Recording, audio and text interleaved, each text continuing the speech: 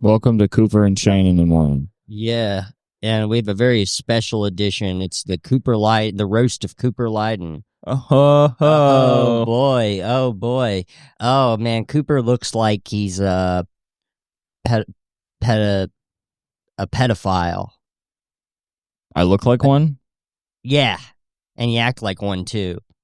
Well, there's a reason they call you the master, and they call me the pedophile. Yeah.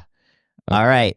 Cooper's feet are so small that he gets attracted to them because they're small, and he's a pedophile. Brutal. Yeah. Okay, so is this the point where now I, as the roasty, address the dais? No. We still got like 30 minutes of this. Okay. Who are the other roasters? It's just me so far. It would actually be really funny to imagine one of those like 2010s Comedy Central roast of like Rob Lowe, except they just get one guy. There's something about it would almost seem like kind of dark, where it's just one guy for a whole hour talking about one other guy, and the guy just sits there. There would have to be a fight at the end. Yeah, I mean, I think actually people maybe, I mean, of course you would have a ton of different roasters, but it also just feels like if you only had one guy doing it, eventually the guy would be like, fuck you. Yeah. After like an hour. Well, also at some point you have to start like, you run out of jokes about their parents. You got to start getting like deep and personal. Yeah. And being like, well, your daughter was admitted into the hospital recently. Are you a bad dad? Yeah. Did you not feed her enough? And then he's like, she has something going on. She's got something going on. She has a birth defect. I'm an actor. I'm busy. Yeah. I was shooting Ant-Man. Busy with what? Beating your daughter so hard she goes into the hospital? It is, yeah, it is. I like that. It's one guy roasting and then the other guy cannot leave. And it gets to a point where the other guy's like, stop it. You know, he's just like really like gritting his teeth, and he's like, it kind of turns into like a weird form of torture. Yeah. Because if you break it up enough, it's like, you know, now Nikki Glazer's roasting me, now Jeff Ross is roasting me, now Greg Giraldo's roasting me. But if only Nikki Glazer roasts you, yeah, only Jeff Ross, only Greg Giraldo, eventually that would just become your greatest enemy. Yeah. And at 45-minute point, you have the waterboarding segment where you waterboard the guy who's getting roasted. I think you just have to, essentially, if you're roasting somebody for an entire hour and it's only you speaking, like the most the guy getting roasted can do is laugh, you're essentially just writing like an essay on somebody. Yeah. I don't even think you could format it as just roast jokes. You just have to be like, all right, 1971 he was born. But there was always a Glasgow. But there was always a rumor in town that his mother actually had sex with another man and he's not his father's child. And just build a whole story of how he's a bad guy. Yeah, he's a bastard. The bastard from Glasgow, as we call him. It would just seem more like a trial. It would just sort of be opening remarks from a lawyer at a certain point. Yeah. I mean, I guess you would have to make the roast jokes like really long. They'd have to be like 10 minutes set up. Yeah, it'd be to just be like his arms are too small for his body. Yeah, it'd be like 10 minutes of setup about like his father's substance abuse, to then just end with like, and that's why this guy can't hold down a freaking marriage. And then the crowd's like, they don't even really laugh. They're just like, wow. He's a magician. Holy shit. He pulled the rug from underneath us. Yeah, I think the roast should be that like, it's one guy roasting one guy. The guy getting roasted can't talk. And he gets roasted until he can't take it anymore. Oh. Where it just gets to a point where he finally stands up and says, enough, please stop. I cannot handle this. You have to stop. And then the crowd decides if he must continue. Oh. Yeah. That's interesting. Kind of like a Rome type of thing, like a gladiator. Yeah. What if instead of like waterboarding and like white room torture and the stuff they do in military prisons, they just brought in Jeff Ross, the roast master. Oh no! To just go in on like the 9/11, go in on guys. Saddam Hussein. Yeah, and he's just like, you got to stop. Yeah. I'm not even that bad of a guy, really. Apparently, Saddam watched Passion of the Christ. He requested to watch it before It's a great movie. Before he was executed. It actually is a really good movie. He said it was a very good movie, and after he finished watching it, he was really angry that the Jews did that to Jesus. Which is just so weird. It just has nothing to do with, like... I mean, I guess to him, he's like, I'm Christ and you're killing me. Yeah. But it is just crazy, because it's like, it just seemed like his gripes were more with the movie, almost, where he's just like, he just watched a movie before he got killed and was like, that pisses me off. Anyway, let's go get executed. Thank God I don't got to live on this planet, the same planet that the Jews killed Jesus on. You know what? I don't even want to be alive. Just Muslim Saddam Hussein. They killed Jesus. He would love the sequel that's coming out, I think, next year. They're making a sequel. It's going to be crazy. It's just Jesus in hell. What? Yeah, because Jesus goes to hell and he like saves a bunch of souls. That's the story in the Bible, I guess. He like no. What happened was the reason Jesus is What is with this tape? Keep talking. The reason Jesus went to hell, like sacrificed himself, is so he could go to hell and defeat Satan, and then he could save everybody's soul. So that's the story. Are you serious? Yes. I don't believe that. No, you can look it up. I feel like he was in hell for like 3 days. Before he resurrected? Yeah. That's what he was doing during the 3 days? He was in hell? Yeah, he was in hell. Can you Google that? Yeah. When Jesus was killed, for the 3 days he was dead, he was in hell. Well, yeah, I don't know if there was even a heaven at that point. What? I might be wrong on that, but... That's no way that's the story. The harrowing of hell, the descent of Christ into hell, is the period of time between the crucifixion of Jesus and his resurrection. In triumphant descent, Christ brought salvation to the souls held captive there since the beginning of the world. Well, then why were they there? Because Jesus didn't get there yet. Yeah, but the whole point of... Oh, so they're saying... God, they get so literal with it. So they're like, Jesus is the only one that can save you. And so if you were born before Jesus was alive, you automatically went to hell. Yes, I think so. What an awful thing to do. What an unloving God. Because God existed. Yeah. Why was he not saving the people who he thought were good and could go to heaven? Hey, man. What was he, building heaven? Yeah, he's busy. What the fuck? Construction on heaven takes forever. How? You ever driven on these roads? Roads are way less complicated than heaven, and they take forever to get done. This is when I get mad at religious people and like mostly Christians, honestly, is like, even if that was true, why would you want to believe that? Like, why would you want to live in that world with such like a wicked creator? Yeah. Like an awful creator. Yeah, he does seem like kind of a he's kind of God is our psycho of the week. Just like psycho of the week every week. Welcome back to Atheist Podcast. Or psycho of the week this week. Yeah, you guessed it, dumbasses. It's God again. Have you read the New Testament? It's just he's such an unloving God. He's loving in the way that, like, an abused child says their dad loves them, where they're like, well, he loves me, but if I do wrong, he beats the fuck out of me. If I eat the wrong fruit. Yeah, and it's like, he doesn't love you. My dad beat the shit out of me, but it was my fault. I ate fruit and it gave me knowledge. And they're like, well, God forgives you. And it's like, he only forgives you after you, like, completely pledge allegiance to him and, like, say you're a piece of shit, which isn't really forgiveness. It's like how a cult leader works. It's like, well, once you're broken down and you admit that you are nothing without me, then I'll forgive you. It's like, what if you just forgave them? Yeah. What about that? That's what I do. Yeah, I forgive people all the time. Like, I forgave you from what you said to me yesterday. What did I say to you? I don't know. I don't remember, but you probably said something I didn't like. I don't think that's true. If you pissed me off, I wouldn't be like, okay, well, yeah, just, give me your ultimate devotion. Yeah, I mean, also, if I pissed you off, you probably wouldn't be like, oh, well, there you go. You're going to spend all of eternity in torture. I wouldn't want that. And I'm supposed to be made in God's image, and I don't want to do anything God wants to do. Yeah. Why do I disagree with him so much if he invented me? You want to bust a nut in people's asses. That's not what God wants. God wants the opposite of that, and you're in his image. God makes all these asses and nuts to bust.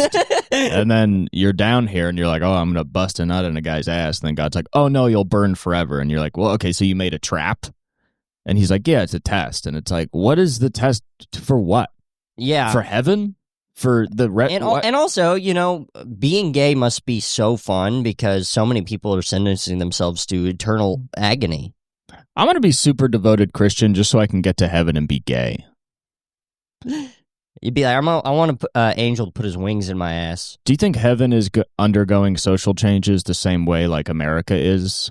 Where there's like more and more people going to heaven being like, you need to be more tolerant of gay people. And then like God and all these older people in heaven are like, things are different now. Do you think in heaven there's a controversy over trans athlete angels?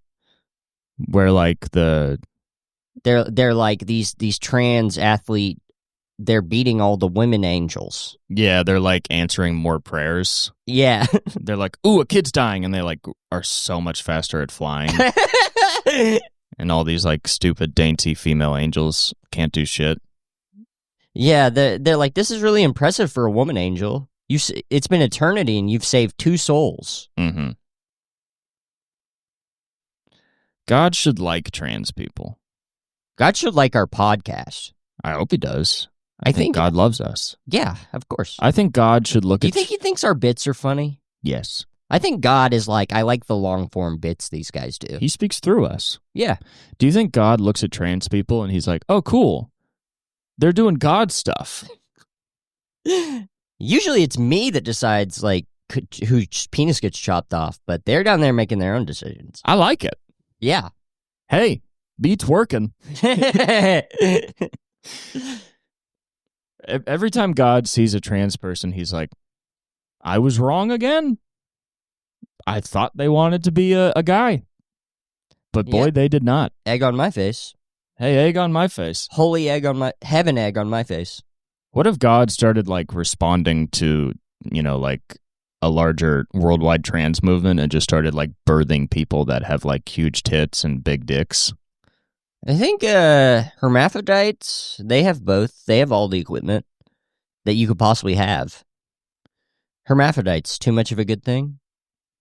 Is that an article? That's what I'm deciding. New York Times, hermaphrodites, too much of a good thing? Are they having too much fun? Well, it is funny, like, the whole, like, anti-trans argument makes so little sense when you start to get into, like, how many variations of, like, genitalia and stuff a person can have. Like, there are some people who are born where they're, like, technically men, but they have essentially, like, a shallow vagina that, like, they don't have a uterus. Oh, yeah, friend of the podcast, Joey Cerrone. Yeah, and their balls, like, never drop, so they have, like, what looks like a vagina, and they have, like, breast, but they're, like, sort of, like, hormonally, like, not fully a woman, or, like, physically not fully a woman, but, like, hormonally a woman. And this is all just, like, this isn't any, like, transitions of this. They're just born this way. Yeah. And a lot of people don't find out until, like, puberty. They've just lived their entire life as a woman. Mm-hmm. And then they go to the doctor and they're like, oh, no, like, you don't have a uterus. You actually have balls up there and a shallow vagina. Yeah. And then the answer usually is like, well, you've been living, you know, as a woman,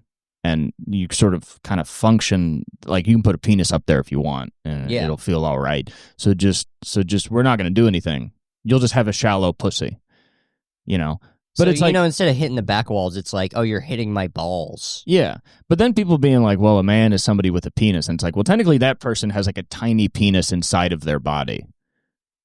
They don't technically have a vagina. So it's like, if your only rule is that a woman has a vagina, it's like, well, then that's not a woman. And it's like, this person was born pretty much as what, you know, as the concept of a woman the whole time. And it's like, I think the funny thing about anti-trans arguments is like you kind of have to be a doctor to really make a salient point about it, you know? Yeah. So if people are really mad about it, it's like, do you really understand like genetic building blocks? And like, boy, it would be bad if a bunch of doctors came out and been like, they aren't human. Well, that's also it's even doctors disagree. Yeah. So it's like I don't even know. I remember I heard a comedian on his podcast one time. He was like, I talked to my doctor and I asked if that was real, and he was like, no way. And I was like, the doctor said, no way, Jose. I was like, I don't know. I don't really know about that. That doctor seems like kind of a dick. Like, yeah. It's almost you went never, to your rich person doctor? Yeah, it's just almost never good if a doctor's like, never. It's like, I don't know. You should probably never say never in medical stuff. Yeah. It's also like, well, you studied medicine 40 years ago or whatever. You know what I mean? Yeah. It's like, you didn't study medicine right now. If you became a doctor even in the 80s. You need to study woke medicine. Calling it woke medicine. Just acknowledging that trans people exist as woke medicine. Just people that are going to be your patients that need help, and you're like, this fucking woke stuff. I don't want to know how to treat Yeah, we need people. to check out the woke textbooks. What's lesson number 1 in a woke textbook? Everybody's beautiful. There's no such thing as an ugly body, so you have to fuck all your patients. Mm-hmm. Yeah, or you have to at least try. Number two, South Park isn't funny anymore. South Park used to be funny when you were a kid, but that's because you were a kid. Oof. I would not get through medical school. Lesson number 3, SNL, the greatest show on the planet. Okay. Yeah. Okay. So okay. you have to watch SNL in woke medical school. Can't listen to podcasts if you're a doctor. Yeah. Yeah, I heard a kid got kicked out of medical school just because he was watching an Andrew Schultz clip. He got kicked out. Yeah. Anti-trans people need to stop being fat. Yeah, I guess so. They do. You know, let's have the Dagnabbit boys fat shaming segment. So why are all these fatzos against trans people? You know, because you changed your body to be fucking disgusting. You change Why your can't body they change their body to be beautiful? to be pretty hot. Pretty fucking hot. You're ugly. Let's just think about end results. Yeah. Let's get away from whatever your religious beliefs are or your armchair physician beliefs are. One of you I want to have sex with, and one of you I don't want to be too close to because you might smell. You look like you smell. You should transition into being a guy who doesn't smell all the time. They transitioned into a lady. You transitioned into a smelly guy. Yeah. And you need to transition back to a guy who I can sit next to. You transition from a male child to a guy that sucks and smells, who's still male. You started off as a beautiful young boy, and you just became some fat motherfucker smoking Marlboro Lights, eating 7-Eleven donuts. What happened to you? And if we're all here to pass on our genes, you suck at it. Yeah. You are the worst. And that lady has a penis with cum in it, and they can have a beautiful hot child. That it hopefully will eventually not turn into a smelly piece of shit. Like the trans guy we're making up. Or not transphobic guy we're making up. That's all arguments are. Is you make up a person. I hate all the people I make up. They all exist. Yeah. They all exist. And they want to tear us down. We should genocide all the people that we make up. Put them in camps. Okay. So, you know how we have imaginary friends? Right now we got imaginary enemies. I always had that as a kid. I'd have an imaginary enemy. Yeah? My mom would be like, who are you talking to? I'd be like, the worst guy ever. I invented a busta.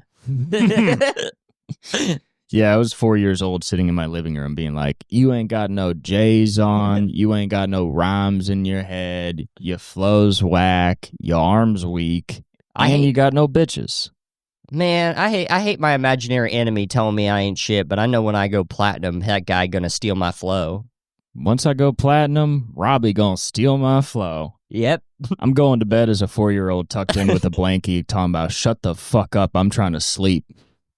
My mom's like, who are you talking to? I'm like, a buster-ass mother. Mom, you didn't even want to know. He talking about my baby mama. She's like, how do you know what that is? It's like, Robbie told me. Robbie telling me all types of mess. He a bad influence on me. You need to get this motherfucker away from me.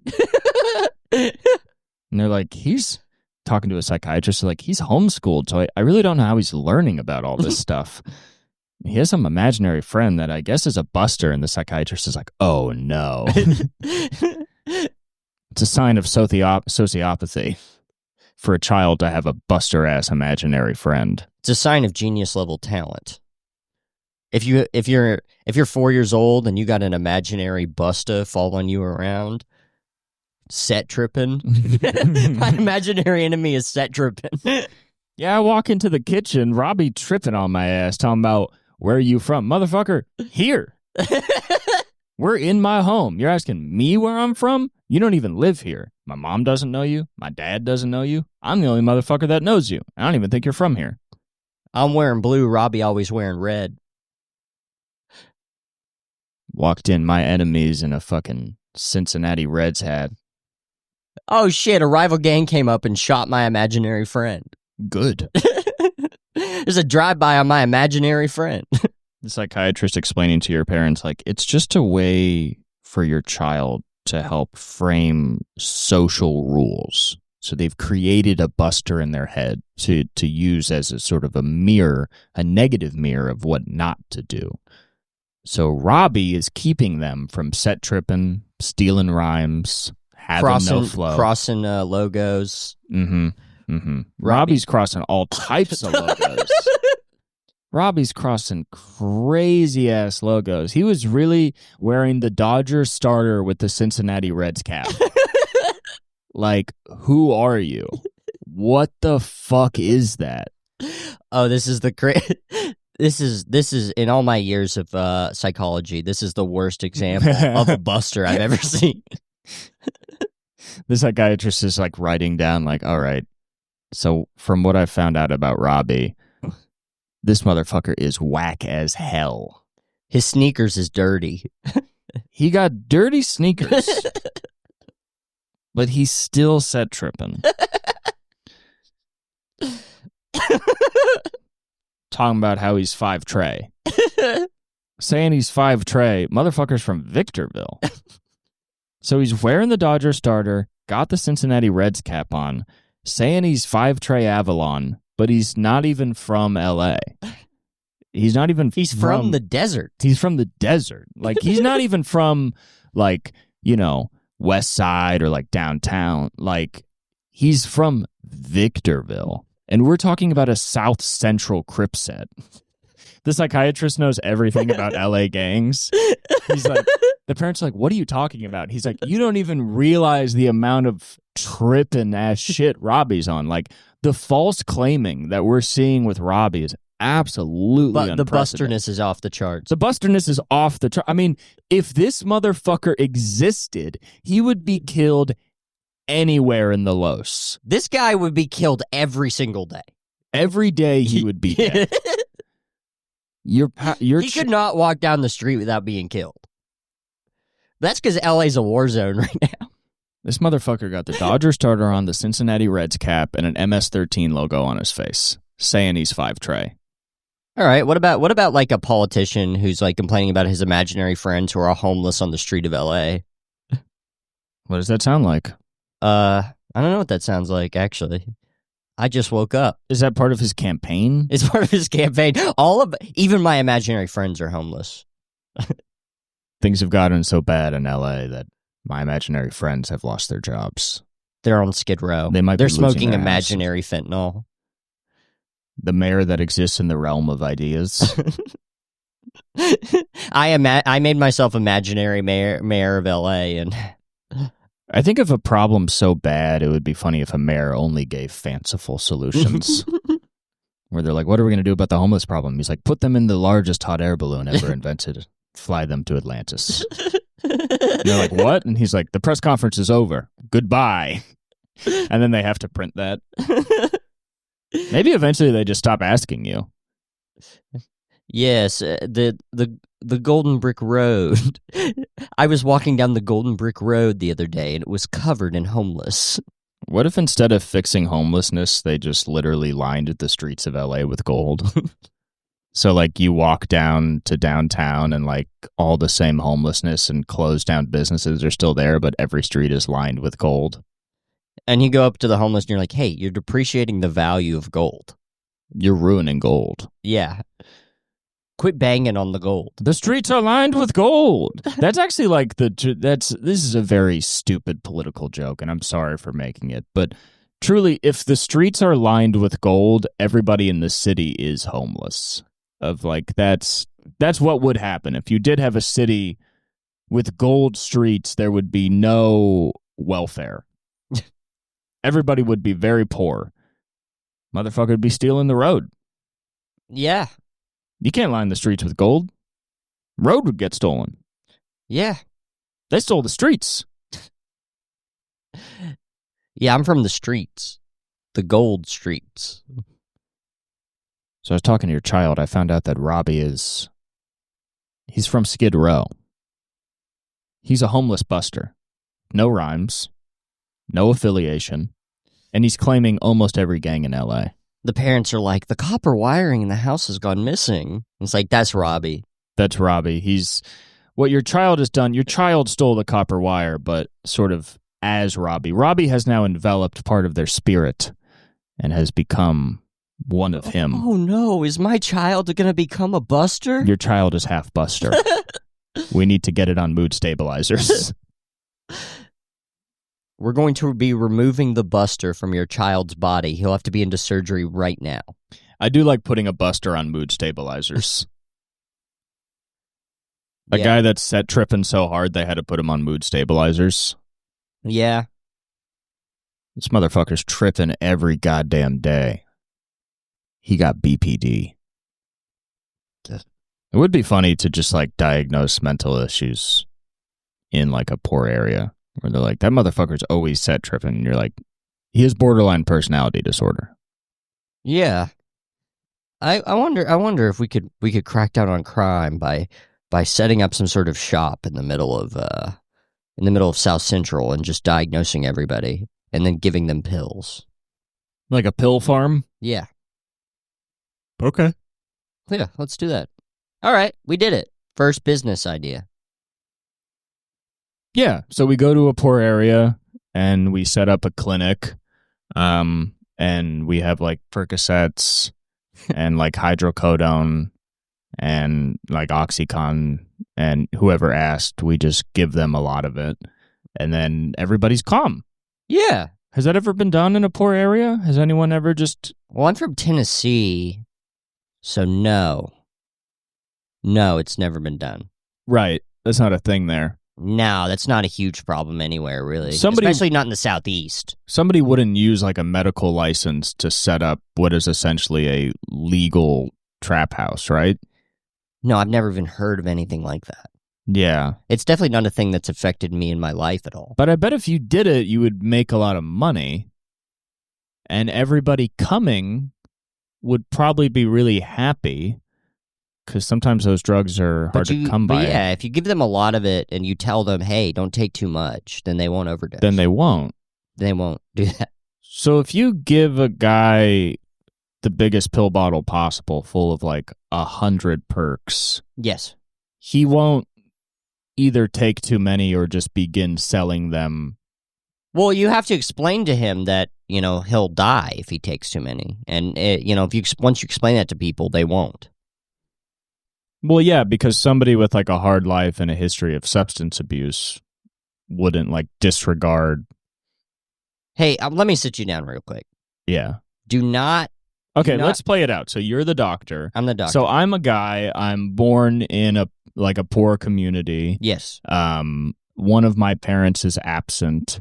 You're from West Virginia. I'm from West Virginia. Just picking a state at a random. Just a random state. Yeah. A completely random state that's doing just as good as all the other states. Yes. And has no issues with that. And the parent that did raise me struggled with substance abuse. So oftentimes I would, sleep in an empty house and didn't know where that parent was. And then I had, trouble in high school. I didn't finish high school. Definitely wasn't ever going to be able to go to college. I got out of high school and there's no jobs to support myself. And so I've just been sort of bopping around doing odd jobs and I've sold, drugs a couple times. And now I'm walking into your clinic because I heard that you're a doctor trying to help people. Yeah. And you will give Percocets for almost any reason. Okay. All right. So I go, hey. Let me introduce myself. I'm Dr. Dogfucker. Hi. Nice to meet you. My name's Jason.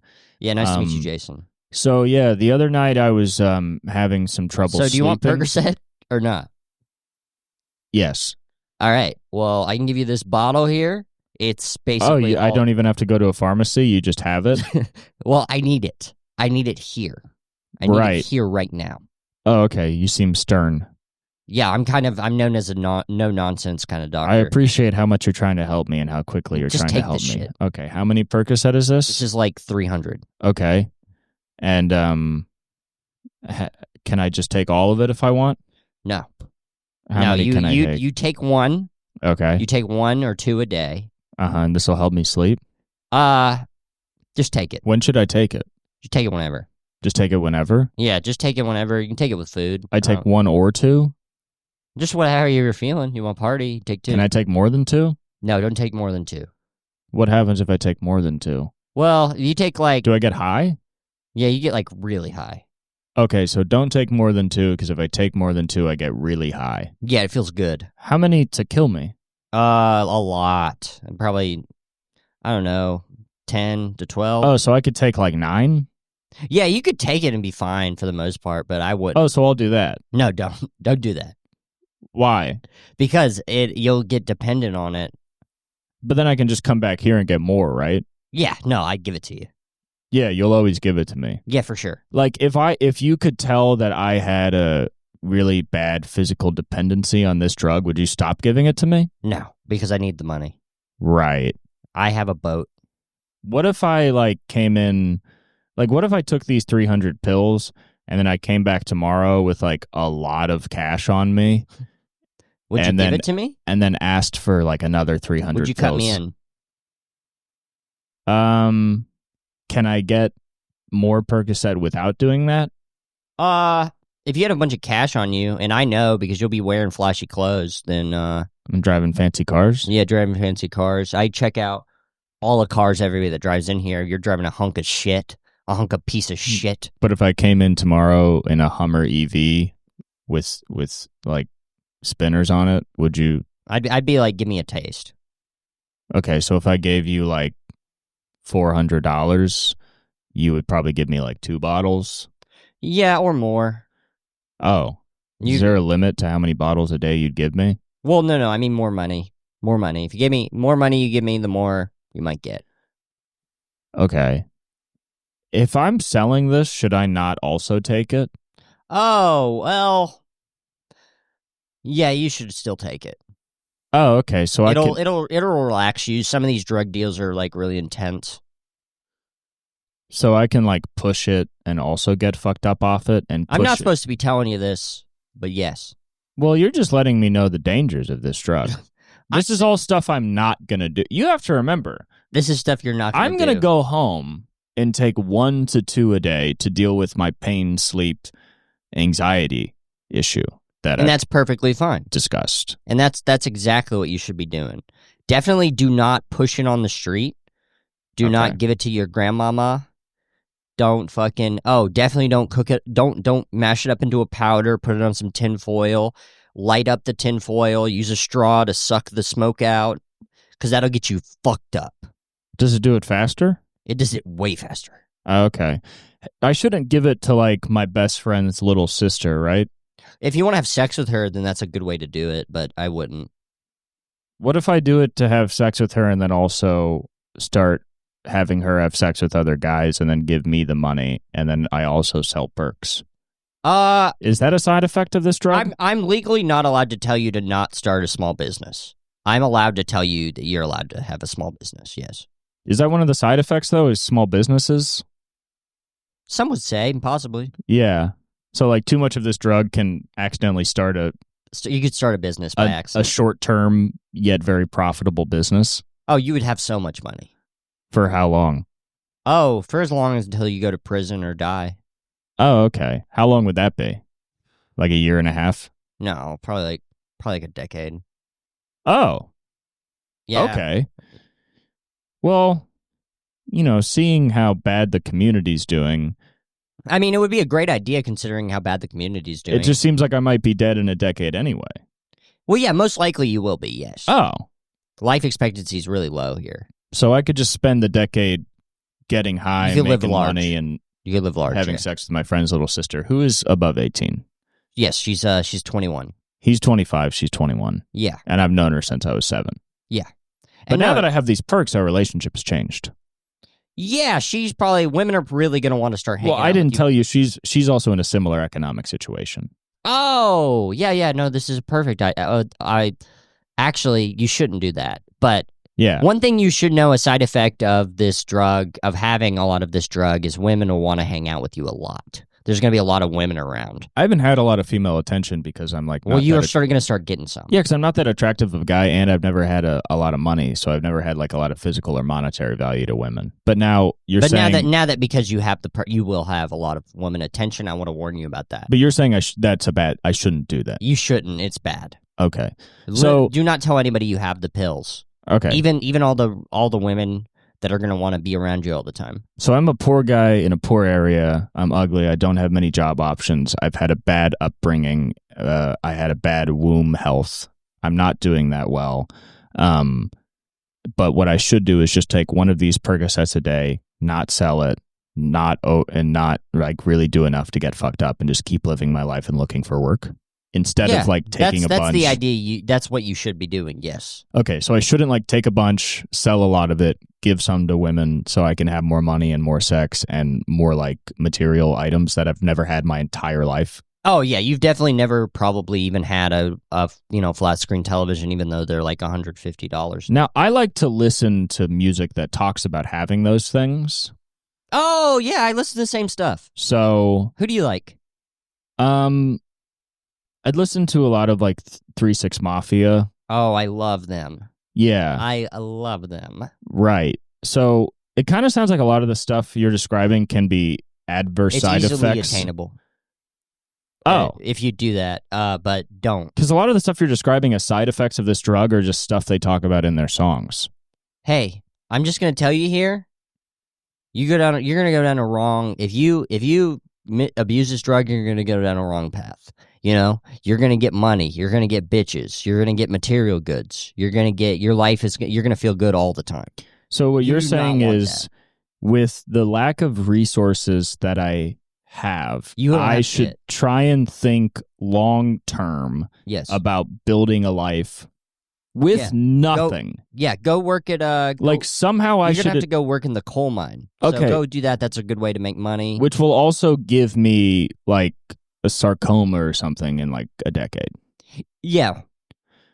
Okay, Most likely you will not be here in 15 years. So what you're saying is I've never had any resources. I still don't have any. I have no options, but I should think long-term about building a stable, healthy life. Oh, you have zero options. Instead of taking this short-term solution that would almost fix all of my problems that are in front of my face right now. I should resist that.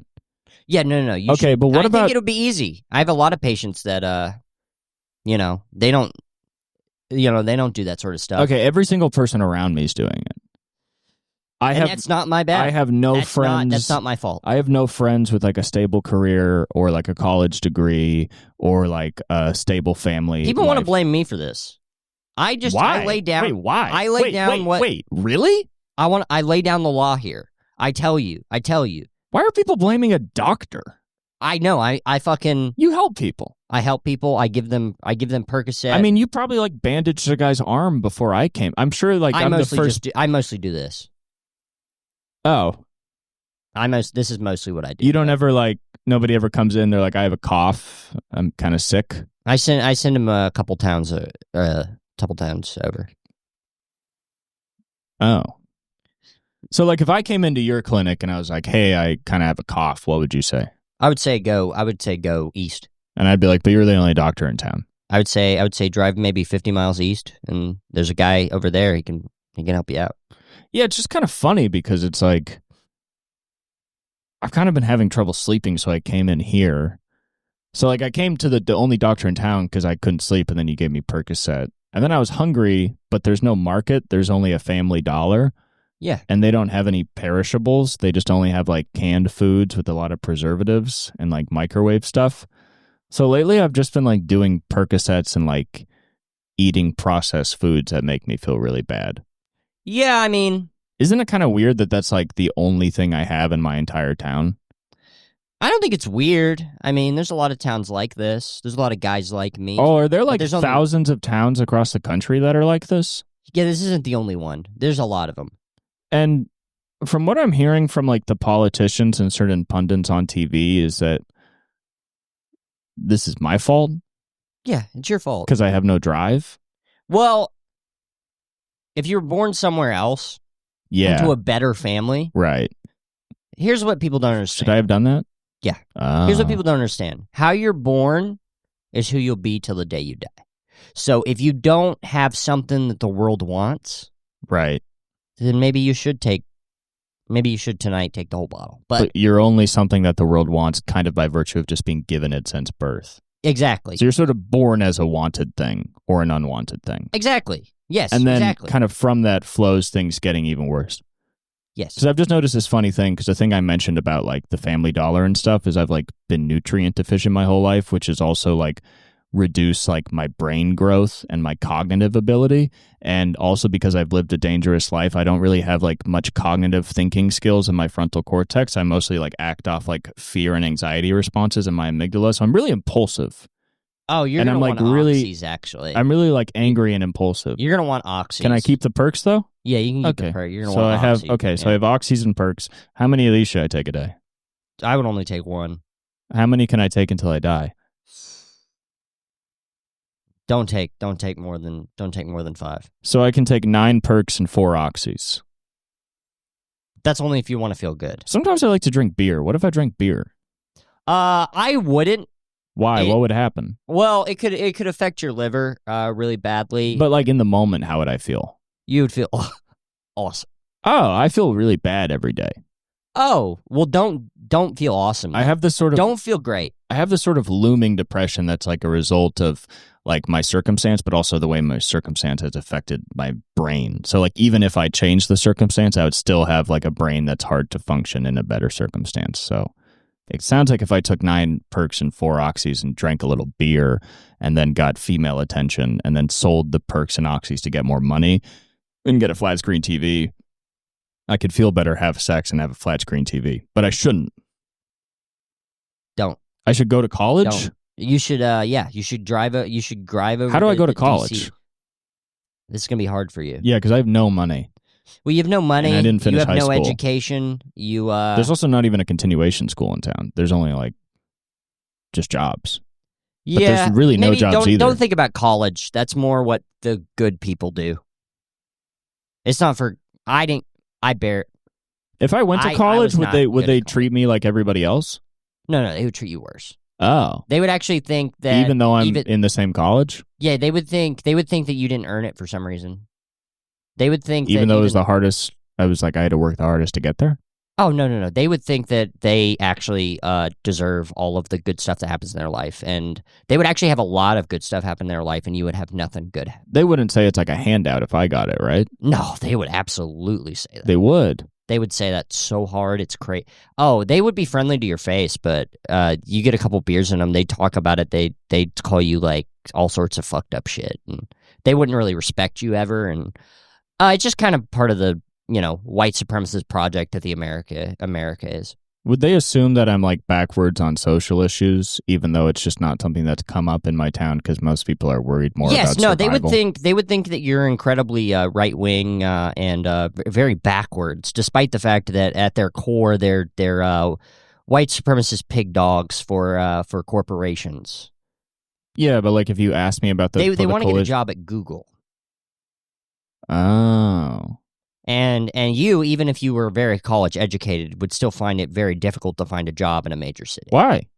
Well, because of how you grew up, how you were socialized. There's just all these factors that go into making your life even worse. So even if I tried to improve even my if you life, tried, things would not. No.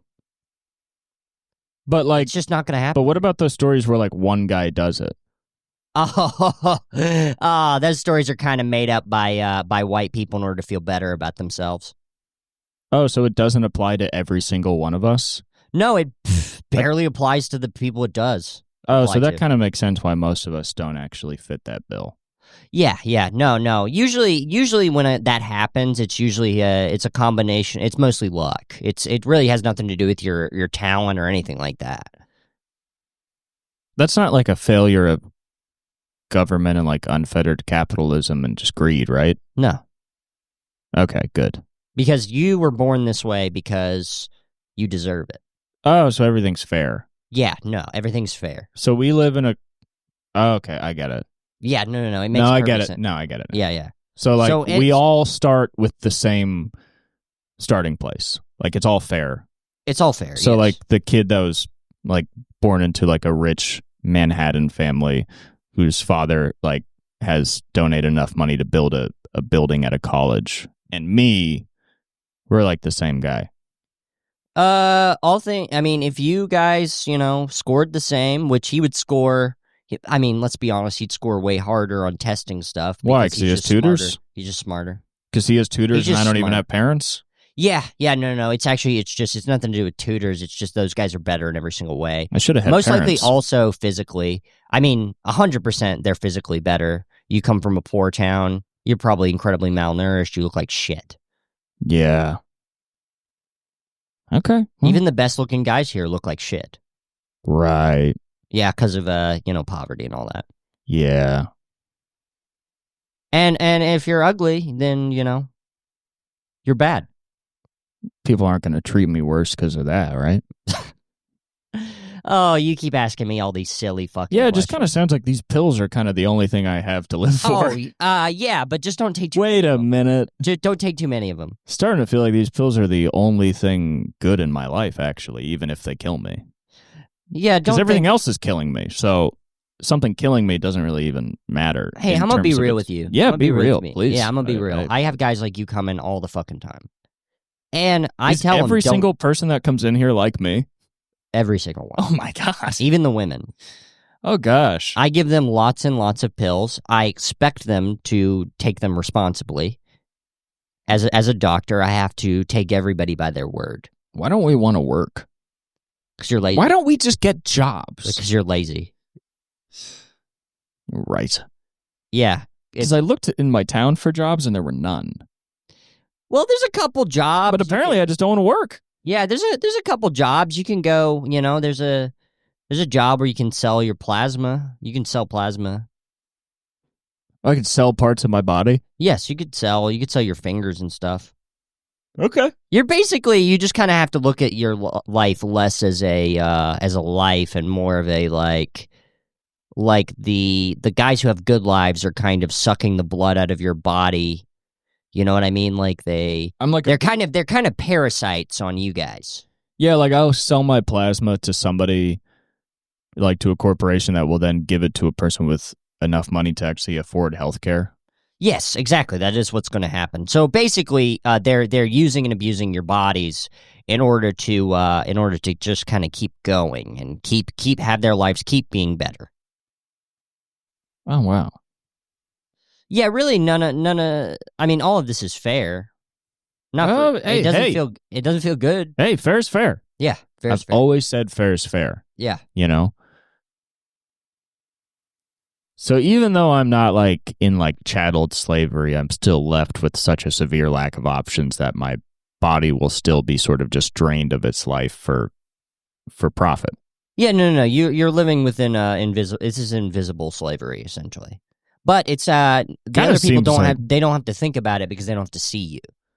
You know, like the white people in the major cities, they don't have to see people like you, and they don't have to think about the fact that they are partially responsible for your decay. Well, I mean, they're not going to be able to like vote on certain like politicians and certain measures that would have a direct effect on my life.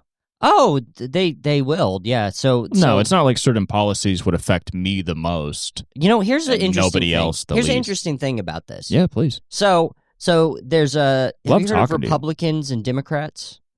Yeah, I don't really know a lot about politics. Okay, so Republicans want you guys to keep decaying and falling away and just eventually just dying really miserable, pathetic, sad deaths. Totes. Yes. And Democrats want the same thing. But people in these major cities get to be like they can vote for it, and then they get to think that they're good people.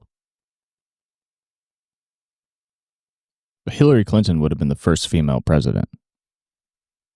Who is that? I heard her name for like a few years, and then I didn't hear it. But apparently, if she got voted in, things would have changed. Well, not for the better for you.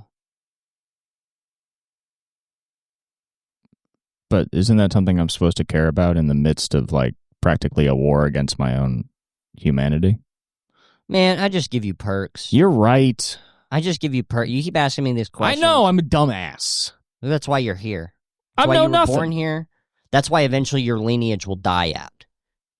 You know? You know how your family's been here since the 17th century? You know what I mean? Yeah, we used to have a property, and then this logging company came in and said they wanted to buy our house, but we could still live in it. And we were like, that's awesome. So we'll get the money, and then we'll still get to live in our house. What a good deal. And then they said, yeah. And then so we sold them our house. But then the problem was we had to pay rent on the house all of a sudden. And then pretty soon, all the money that we got from them buying the house, we spent on the rent. Yeah. But then the good news was there was another company that was offering jobs and a house in the city. So then my whole family moved there. And where they were like, okay, well, the kids will get to go to school in the city, and then we'll have an educated family. But then the issue was that the kids didn't have any time or money to go to school, and we had to spend all of our money because we still had to pay rent on the house that we lived in at the factory. Yeah. So then it just became this weird kind of funny. It was actually really funny. All the wages from their factory job had to go to paying for the rent and the water that was also supplied by the factory. So it just became sort of this weird loop where they'd give us money and then we give it right back. And then pretty soon, ancestors in my family just had to go work in the factory at a very young age. It sounds to me like you're blaming these beautiful corporations. Let me ask you a question. Let me ask you a question. Yeah, totally. When you lived in that log cabin, I didn't. When your family lived in that, was there loud noises of construction and like weird smells and all that sorts of stuff? No, we just had like land that we had settled years ago. So they weren't working on anything there? They just bought the land? Well, they were... Do you think they were trying to push you guys out? Now that you say that, I'm starting to get kind of suspicious of that beautiful logging company. So, that's, Because there's no more houses there anymore. Yeah, that's what you would call a great business, that's a great business move. Oh, why didn't my family just do that? Because you don't have the opportunities of that logging company. The people that were just born been there. Minding their business? Yes. I mean, I would guess that a lot of the log company money probably came from slavery or something like that. What? Yeah. What? Yeah, I would imagine that they had a lot of leftover money from exploiting other people. No way! Yeah, it's pretty crazy. What? You serious? Cereal? All right, I got some other shit I got to give you. Oh, all I got is more Oxy. Okay, that's great. So just as I remember, don't cook it, don't fucking mash it up and smoke it. Don't sell it. Don't pimp, even though it would be the best option for you right now. Okay, so I should think long-term and not about right now. Yes. Even though I've been born and raised in survival mode. Yes. Okay. Anyway, that's the Dagnabbit Boys satire minute. That was the Dagnabbit Boys treatise on American culture. Yeah, and I think I hope that you got what we meant out of that piece, which is that corporations are good. Did you guys get that? Yeah. I hope the people listening got it. Let me explain the point of that. Oh yeah, you might have to. Yeah, okay. So I don't really know if it came through. Yeah, so basically what we're trying to say is that America's good. And that yeah. I think American towns like ones you see in the Appalachia are just what was supposed to happen. Yeah, it's not a failure of the system. Yeah, because a lot of people say that America, the American ideal is about like having your own, like kind of private property and like raising generations of family on it and living within your means and like living off the land. But that's not true. Yeah.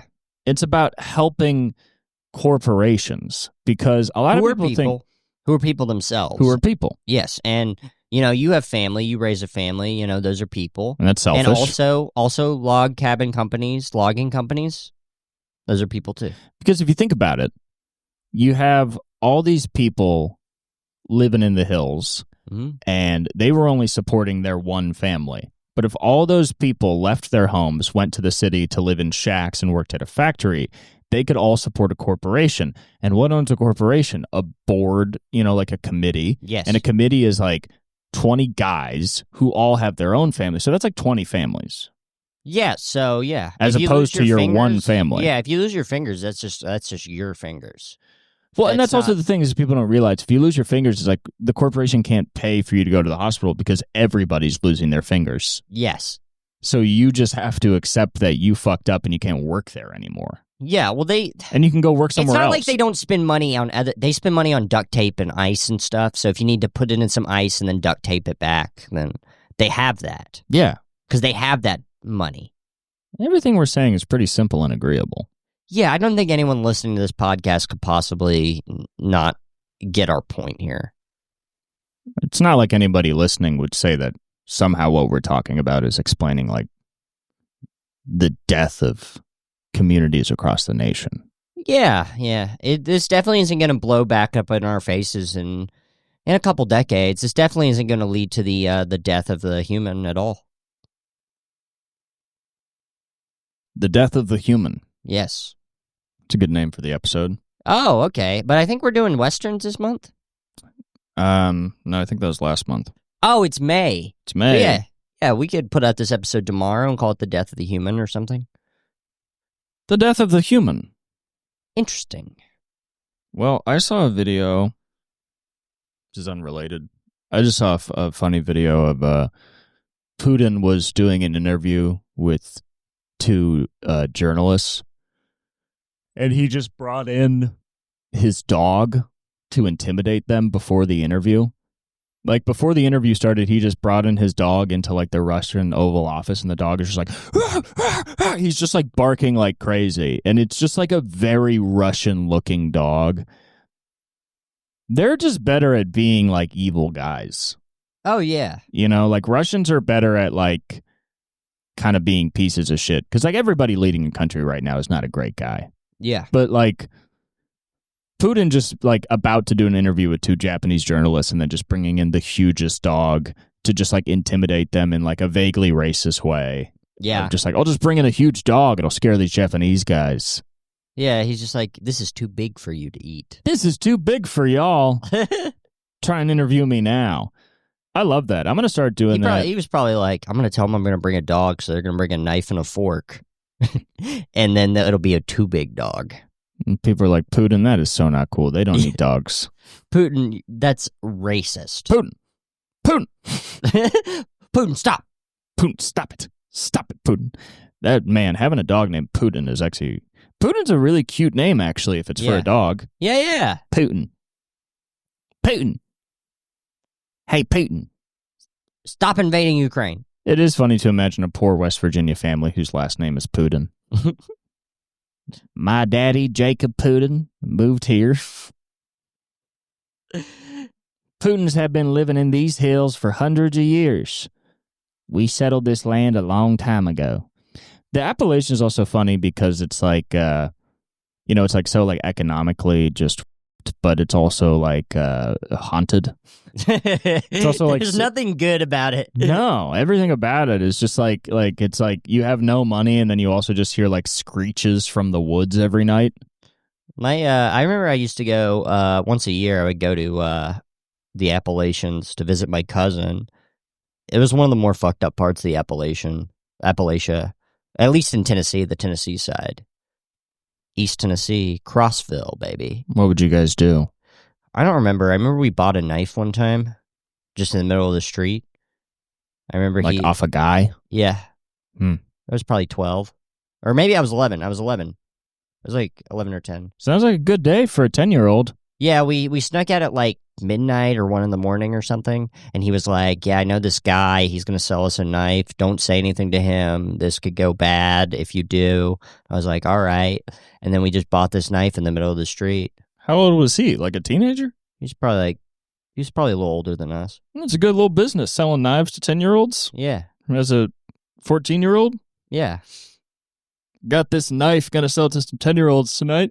I also looked up a strip club in the area, and one of the main reviews were 1 star. The bouncers are really stuck up. They won't let you sleep in the parking lot. Just got off a 12-hour shift. I'm just trying to sleep in this parking space, dipshit. You fucking snob. It's got to be tough to be a stripper in Appalachia because all your customers are covered in coal. You do a lap dance and then you got a black ass. Your pussy's covered in coal. You got all this soot on your pussy all of a sudden after a long night. Come home, your girlfriend's thighs are all black. Like, god damn. It's got the outline of a face. Did you at least suck some dick? Did you at least suck some dick to bring me some money? And she's like, yeah, look at my mouth. It's got soot all around it. All right. Well, that's an episode. Yeah, we did it. Yeah. Thanks for tuning in to the Cooper and Shane in the morning. Yeah. I hope you had a good time. We always try and keep it light. Yeah, I hope you loved the roast of Cooper Lyden. Well, all right. stay funny. Stay funny.